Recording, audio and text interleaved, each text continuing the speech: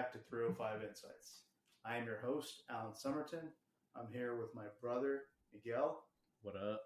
And my brother from another mother, Eric. Yo, yo. And we're back. The three Amigos are here to talk about the Dolphins of Miami. And this is just going to be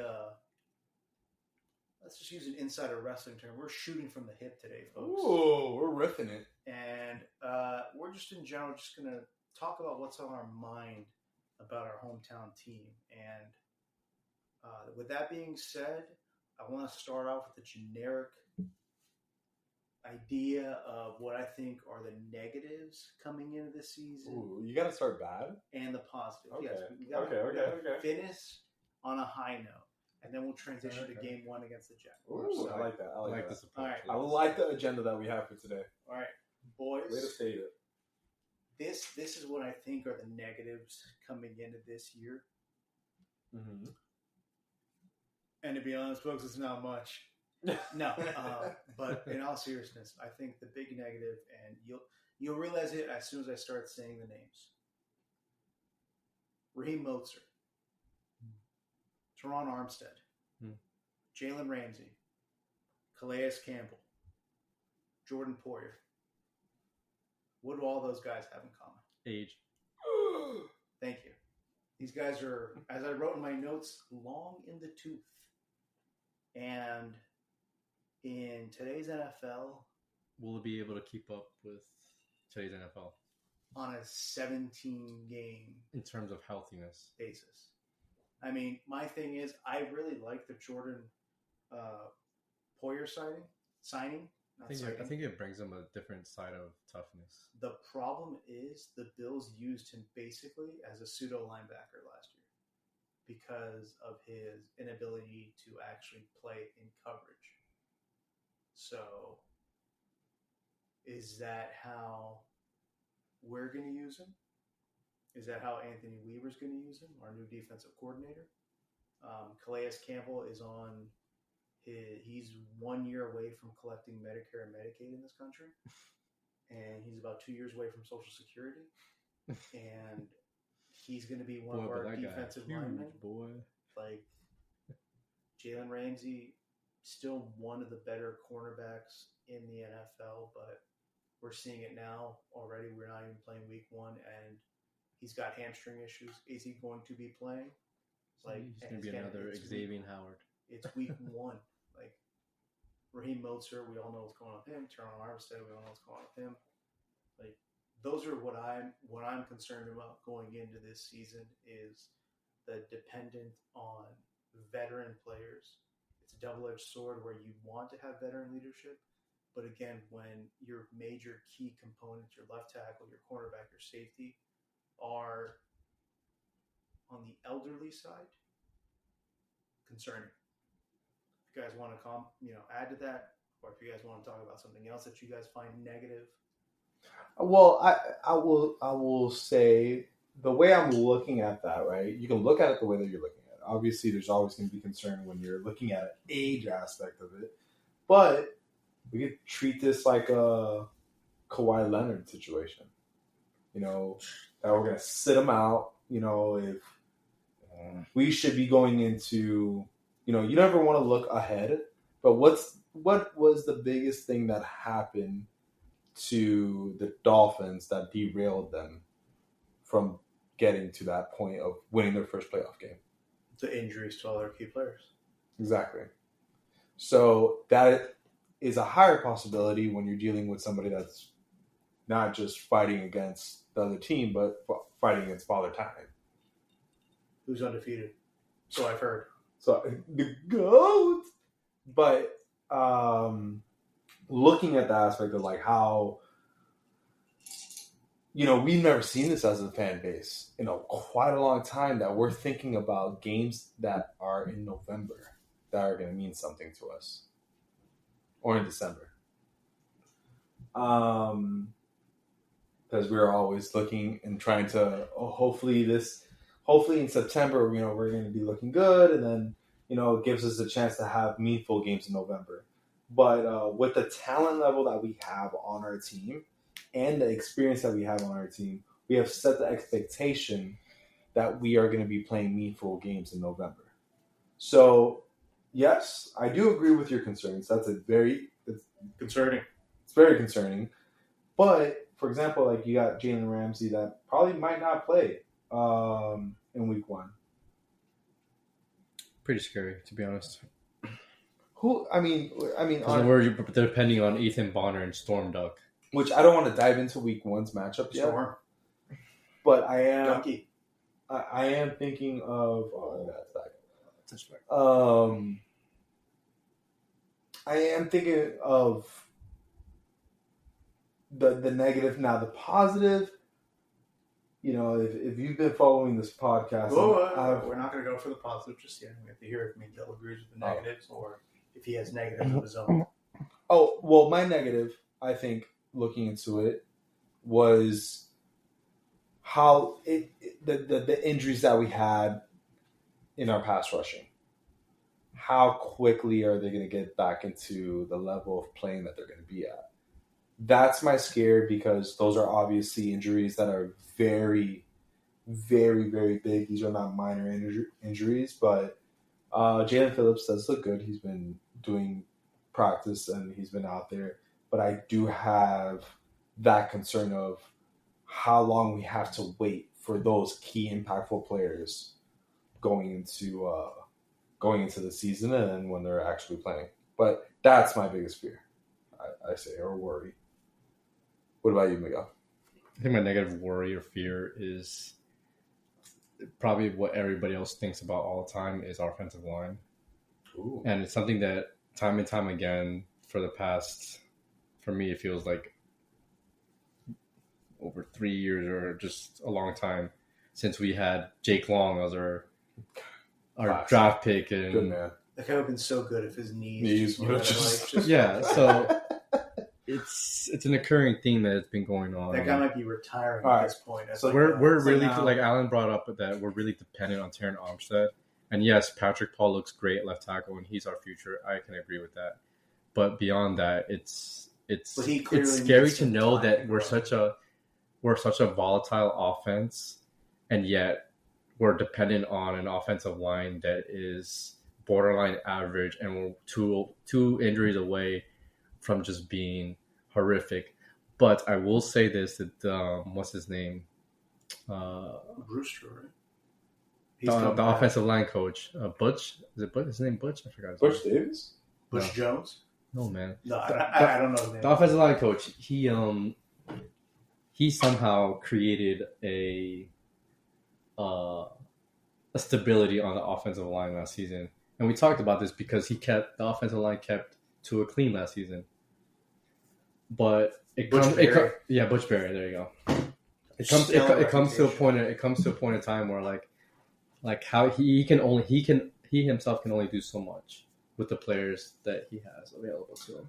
So I think that's my biggest worry. My biggest negative is that, and the fact that how long can the defense hold their end until the players come back healthy completely? It's the trenches. So. But okay, so yes, the trenches. Right? So then I would ask Alan, how can you make your brother here sleep better at night with that fear? Well, what would be? Well, I think, how can you convince him that's not a problem? I think the biggest thing is, for all the flack that Tua gets for being a quote unquote one read quarterback, is Mike McDaniels is aware of the limitations of this offensive line, and there's a reason why Tua gets the ball out fast. There's a reason why he unfortunately has this reputation of being a one-read quarterback, because there's an understanding that, hey, you're going to get blown up if you don't get rid of the ball. So I don't think that it could be an issue. There shouldn't be a concern about the offensive line, because, again, Terrence Armstead, like, if there was an over-under, I would say he plays 12 games. Over-under. Ooh, under. I'm going under. And it's just like, and I honestly think he'll play 10. Yeah. Like, I put 12.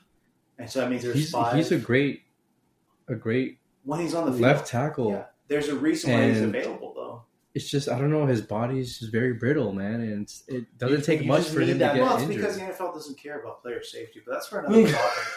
So stupid. But again, like these concerns are, it's not like they're He needs to be OD'd on like magnesium and calcium. And... there's nothing Drinking a gallon of milk on the there's side. nothing incredibly But concerning about this team.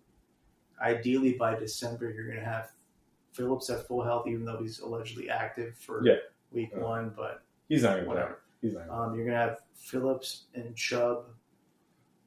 I think they're gonna use him like strategically ready the to first go. game. Like I don't even think they should use them, but Yeah, but it goes back into like No, but they're going off of what he feels and how he feels. of course, because all these NFL players have been brain dead trained to come back as soon as possible. Your health be damned, because it's for the good of the team. Damn right. And it's 9 to 12 months, and it's not even 8 months yet. I'm going to come back. It's like, okay. Damn right. Really, what the Dolphins are doing, if we want to be realistic about it, is, hey, go on the field. If you injure yourself again, cool, we don't have to pay you. That's what's going to be the problem. That's crazy. So, hey, but that's just me. Player safety in the NFL. All right. Well, on that note, Let's switch to the positives. The positives I have, I'll start naming names again. Tyreek Hill, Jalen Waddle. What's that QB's name? Tua Tagovailoa without the N in his name somehow. And you have Von Achan. I mean, and we're not even talking about. I think this is going to be a very underrated signing for them. He's not going to really offer a lot of explosive plays. I think it's going to be a great safety blanket though in Jonnu Smith. Yeah. I mean, if he I think that was a good if he signing gets as well. 500 yards, I'm fine with that. He looked good in the preseason, to be honest, in the way the packages they have him for. I just think it's going to be another wrinkle that oh jeez, it's going to be a flag holding, because of course if it's a positive play for Baltimore. Anyways, sorry folks, we have the game on in the background. Oh, yeah, look, it is holding. That's crazy. We saw that come. That I think they need to start drug testing these refs. I'm surprised that wasn't what do you call it? Guy's freaking juiced to the gills. Oh, that's pretty bad. That was terrible. Anyways, Chris Jones is a problem. But no, I do agree. I think I that. didn't even finish my thought. Oh well, you stopped yourself. So Yeah, because I saw the holding penalty. It was ridiculous. Look at that. 7 penalties for 64 yards. Oh, Don't read the other line. But anyways, it's the timely penalties. I think with Mike McDaniels as the helm, you've got an actual tight end who could be an offensive weapon. Yeah. For some reason, they didn't like Mike Gesicki, I guess, because he's borderline slot receiver at this point. You've got two guys who consistently get over 1,000 yards. You've got a running back, if you don't count Mostert. Achan had, I think, over 700 yards and a few touchdowns. Mm-hmm. But, I mean, how many games did he miss? So you hope that he can probably. Well, even after him, I'm shooting for 800 yards for Achan this year. I think he can get there. 2,000-yard wide receivers, a 4,000-yard quarterback with 30 touchdowns. 4,000. You know, there's an over and under for that. He got 4,000 last year, didn't he? Yeah, he did. He's gonna get 4,000 this year. Easy. I mean, I wanted to ask you guys that the other day. if there's no should I put a bet? 4,000, Yeah, there is no. I over. mean, you probably can't get any money for that. Like if you put $10 down, they'll probably give you back 12. No, but I was going to add on to the ticket. It was going to be like a couple futures. I was trying to do that, but it wasn't letting me do a parlay on. Anyways, we'll say that for another episode. But yeah, that's my highlight. Is again, I don't think there's any worry about the offense this year. I think there's a lot of tools in the tool shed. That's a Gator reference. Coming back to this team, and until Mike McDaniels proves otherwise, I think this is going to be one of their better offenses. I think it's going to be better than last year. And I'm not even hyping him up, but the fact that later on in the year that we're going to have Odell Beckham Jr., I'm not expecting Odell to be the one-handed guy from New York. What I'm expecting him is, if you see the analytics on him, he is a reliable third down pass catcher. So if we're adding OBJ and Jonnu Smith to make this offense less predictable on a fade route to Tyreek Hill on 3rd and 3, I am all for new wrinkles. And like you said earlier about the safety blank, well, we weren't talking about Odell. Never mind.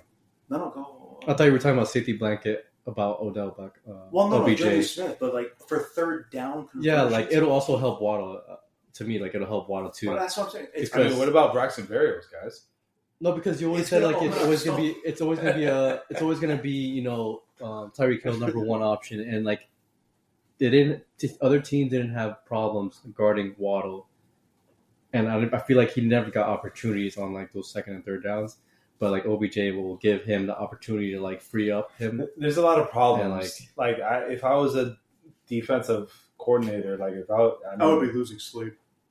Honestly, because like, what do you do? Like, okay, hey, we're gonna shut down Tyreek, and then that's gonna open up, windows for Jalen. But let's just say like Jalen's just getting fucking dominated. Excuse me, but just getting dominated. Then you're gonna have the options of what you're just saying. That like. Your number 3 and 4 option is a pretty decent option to have. And the fact that your 1s and your 2s, I love saying that, the 1s and 2s, they're causing already enough like assignment issues. So, yes, they are tooled to be very, very, very good. I'm really, honestly,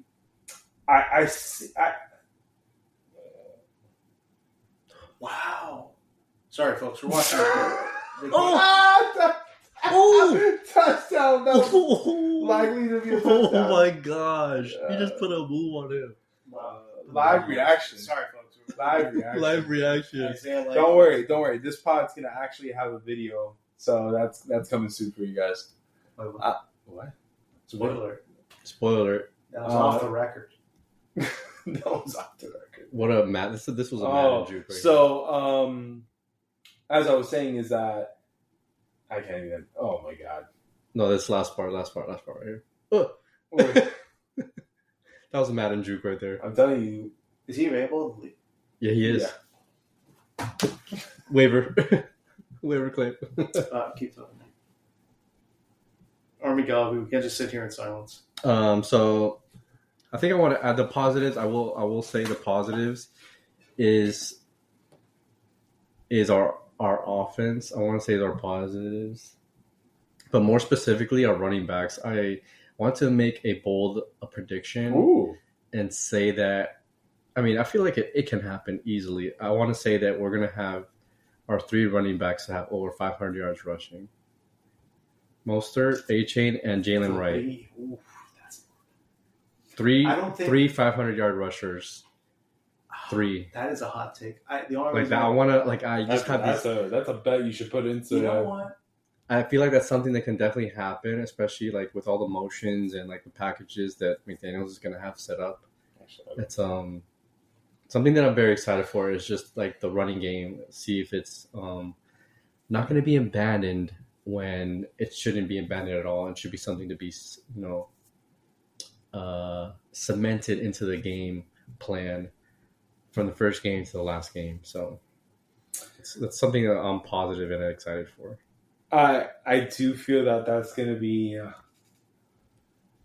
I mean, honestly, it could lead to that just because of how dynamic our offense can be. That we'll start running the ball more often.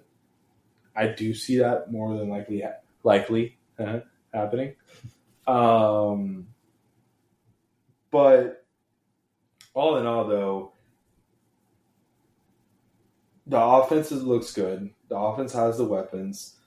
We talked about the O-line being an issue, but the fact that we have efficiency in our quarterback and our coach of what to call and what the system looks like, it takes away that pressure from the O-line.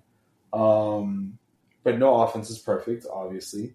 So that's probably the one take that we could take from the offense. Now, defensively, we're looking at age being a factor, obviously, with Jalen Ramsey. But I think that, he's a gamer. I don't think there's going to be a massive drop-off from him from last year. And then you have your 2 edge rushers that's where I'm more intrigued about how our defense is going to look. because Yes. the fact of how our offense performs will alleviate the pressure from being a defense that needs to be able to save games. I think by the time that we are in those meaningful games later on in the season, our impactful players will be playing. So I do see that's where I'm very excited. I feel that by the end of the season, we're going to be playing in December for seeding. And if we're hopefully for home field advantage. But yeah, that's kind of like how I see it. You guys want to dive into week one? Week one. I mean, well, did you have other positives you want to talk about, Miguel? Or? No, it was just the running back room, and I'm excited that there's a possibility that there could be 500 rushing. I see that. Rushers. I see that though. I feel like it's a chance. It's a very good bet. If there's a bet to put that on the Hard Rock app, that would be great. Put it on. Sponsored by Hard Rock. So I think the only blemish or only issues for the Jaguars game in week one is, can the offensive line hold up against the edge rushers from Jacksonville? And if Jalen Ramsey's injured, can our cornerbacks and safeties as well step up to the plate and cover Ramsey's butt if he's not there? Because they did lose some players in Calvin Ridley, but they still have Christian Kirk. They have the new draft pick that they have Ryan Thomas. And they have Evan Ingram as well as tight end, he's a very athletic tight end, and he plays as a wide receiver. So Gabe Davis is a big guy. And Gabe Davis, and he hurt us so much last year when he was on the Bills. He hurt us so much, especially on the deep ball. So Javon Holland and if Poyer's healthy, they need to be prepared and ready. So that's my two biggest things: is can we contain the edge of them, and can we contain their wide receivers? So that's my take on the game. I just think our offense is just better than theirs. But I think it's going to be a close game. It's going to be a close game for me, in my opinion. I think it's going to be a 2-possession win. So I agree with Miguel in the sense of what this defense is going to do. I think this is going to be a massive test for Anthony Weaver game one, because, again, who do we have that's going to be able to rush the quarterback and make Trevor Lawrence kind of hurry up his internal clock? And who are we going to have on the back end? Because, again, I know Christian Kirk doesn't scare a lot of people, but I'm really high on Thomas Jr. out of LSU. Going to a team. He had a good preseason. Going to a team like the Jaguars, and they still have Evan Ingram, right, at tight end. Yeah. And, again, it wasn't the greatest year, but you're talking about the Jags? There's a lot of injuries that went into, the fact that Trevor Lawrence's shoulder was banged up, and you could see the before and after what he was. And you still have a great head coach in Doug Peterson? Doug Peterson, yeah. And he's I don't say great, but he's a really good offensive mind.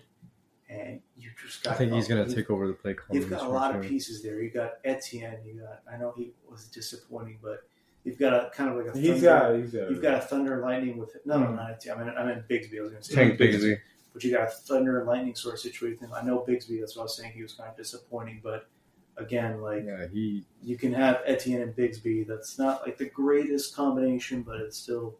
It's not like our running back. It's serviceable in the NFL, and you have a good tight end in Evan Ingram. You have, Christian Kirk, who, when healthy, he's a real favorite for Trevor Lawrence, and you've got new weapons. You've got what's his name? What did you guys just say? Gabe Davis, right? Mm-hmm. You got Gabe Davis, and you got Thomas Jr. There's a lot to be worried about if you're a Dolphins fan on defense if Jalen Ramsey isn't playing. And you don't have Chubb. I don't think Jalen Phillips is going to make a huge difference in this game because I don't think he's going to be on the field enough. So you're depending on some rookies. You're depending on Calais Campbell to make a difference. This is where the issue. I'm so shocked right now. This is where the issue comes into play. He really went down as soon as he felt a hand. Yep. Yeah, I'm so shocked. I'm so shocked they didn't call a flag. I mean, I'm not really worried about the offense. Mike McDaniels figures a way out. I know, like Josh Allen or whatever. He changed his name, right? He's going by a different name now. Who? The linebacker or whatever. The edge rusher. Josh Allen, yeah. Oh, he's using like his full name or something, like his middle name or something like that. And then you've got Tavon Walker. Yeah. So those are your two edge rushers. We're more worried about Josh Allen, and forgive me for not knowing what he wants to be called now. I know it's a big thing. So. No, that's what I was saying. Like worrying about those two at the edge, like Teron Armstead and who's our right tackle? Austin Jackson. Is he the guard or the tackle? Who's the right tackle? Is it Austin Jackson? I thought they moved Jackson to guard. I don't know. But yeah, they just need to. Oh man, just need to keep Tua clean, bro. And then, oh my gosh, Worthy. Oof, valid. There's number 2, bro. There's 2 touchdowns. That's true. I called it. But it's just a matter of like, can he? That's over 20 points. But again, you wouldn't have started him if you had my team. I know, but still, so it's just so painful. That's why it's honestly not painful for me because it's like being like upset about a bet. Oh, if I bet that, it's okay. Yeah, if I had the knowledge at the time, then yeah, like it's annoying. But you don't have the knowledge, so it's game 1. This could be his best game of the season. Like it just depends on who's open. Who's that tight end on the Broncos? It was Peyton Manning's like first year. And he scored like 4 touchdowns in his first game. Shannon Sharp? No. That's hilarious. I hit a hard no. I'm like, no. God, I can't remember that tight end, but that tight end, he scored 4 touchdowns. Well, who's that guy? Like, remember that one year? We're going to just be like, who's that? The Patriots running back who had like 200 yards. Edgar James. And he never played with the Patriots. I thought you said you're just saying random names at this point. But the guy, was it Jonas Gray or whatever? He had like 200 yards. Oh my God, yes. And then he never touched the ball again. Bill Belichick's like, yeah, his practices were horrible. And he never played again. Like, you never saw him again. Yeah. Talking about falling out the map. Anyway, I'm sorry. Back to the Dolphins.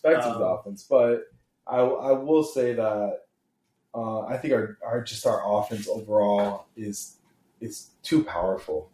Can't be stopped. Yeah, I mean, we have so many weapons on offense that it trumps all the other stuff that like the other team's good at. Like, do you think the Jags' offense can outscore our offense? I think that's the biggest thing. Who's gonna let's just say it's a shootout. Okay, so when you say that, I'm judging it not by what I expect this team to be in December. I'm judging it by what this team is right now. Is Jalen Ramsey going to play? We're not sure. Do they have enough edge rushers in this game? Probably not. So yeah, I don't think they should play. If the Dolphins were fully healthy, I don't think the Jaguars could keep up. Jalen Phillips, but every down. That's the problem. The Dolphins aren't fully healthy right now. So if it's a shootout, aren't they fully healthy on offense though? Who? Dolphins.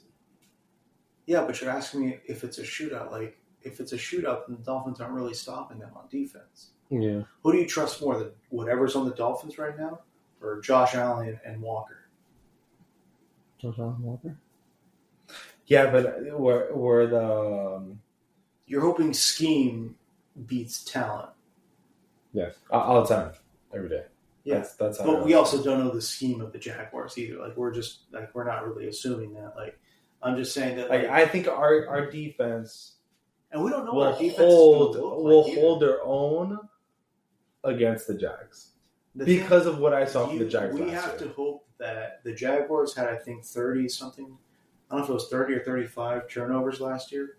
It was really like they were ranked in the bottom percentile for turnovers, and a lot of those were fumbles.